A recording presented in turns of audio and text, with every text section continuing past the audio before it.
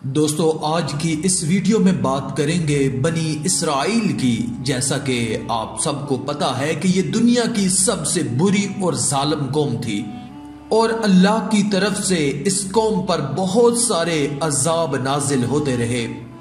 आज की इस वीडियो में उन्हीं अजाबों में से एक अजाब ताउन की बात करेंगे। इस वीडियो को पूरा जरूर देखना, इंशाअल्लाह बहुत कुछ सीखने को मिलेगा। अगर वीडियो पसंद आए तो कमेंट में अल्लाह अकबर जरूर लिख दें और चैनल को सब्सक्राइब कर दें। शुक्रिया।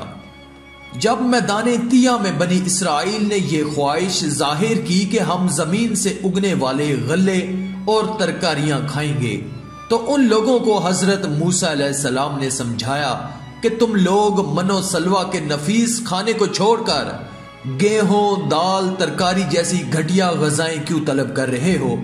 मगर जब बनी इसराइल अपनी जिद पर अड़े रहे तो अल्लाह ताला ने हुक्म दिया कि तुम लोग मैदाने तिया से निकलकर शहर बैतुल मुकद्दस में दाखिल हो जाओ और वहां बेरोक टोक अपनी पसंद की मन बाती गजाएं खाओ।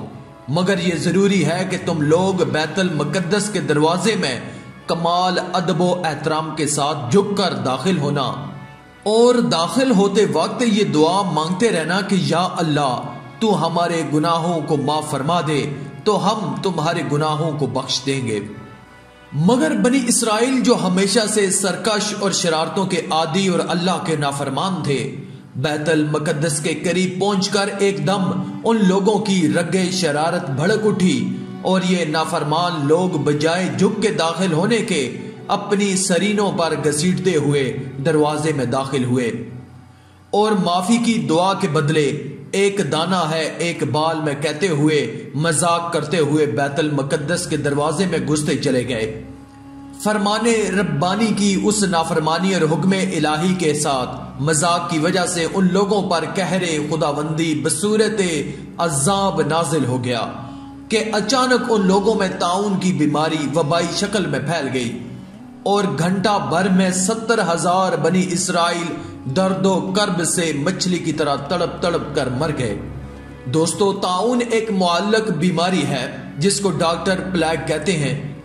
इस बीमारी में गर्दन, बगलों और जिस्म के मुख्तलिफ हिस्सों में आम की गुठली के बराबर गुठलियां निकल आती हैं, जिनमें बेपनाह दर्द और नाकाबिले बर्दाश्त सोजिश होती है और शदीद बुखार चढ़ जाता है और आंखें सुर्ख हो जाती हैं और दर्दनाक जलन से शोले की तरह जलने लगती हैं और मरीज शिद्दत दर्द और शदीद बेचैनी और बेकरारी में तड़प तड़प कर बहुत जल्द मर जाता है। और जिस बस्ती में ये वबा फैल जाती है उस बस्ती की अक्सर आबादी मौत के घाट उतर जाती है और हर तरफ वीरानी और खौफो हरास का दौर दौरा फैल जाता है। अल्लाह ताला ने बनी इसराइल के इस वाक़े का जिक्र फरमाते हुए कुरान मजीद में इरशाद फरमाया कि और जब हमने फरमाया उस बस्ती में जाओ, फिर उसमें जहां चाहो बेरोक टोक खाओ और दरवाजे में सजदा करते दाखिल हो और कहो हमारे गुनाह माफ हो, हम तुम्हारी खताएं बख्श देंगे और करीब है कि नेकी वालों को और ज्यादा दें। तो जालिमों ने और बात बदल दी, जो फरमाई गई थी उसके सवा तो हमने आसमान से उन पर अजाब उतारा, बदला उनकी बेहुक्मी का। इस वाक़े से मालूम हुआ कि खुदावंदे कद्दूस की नाफरमानी और अहकाम रब्बानी के साथ मजाक करने का कितना भयानक और किस कदर होलनाक अंजाम होता है कि आखिरत का अजाब तो अपनी जगह बरकरार ही रहता है।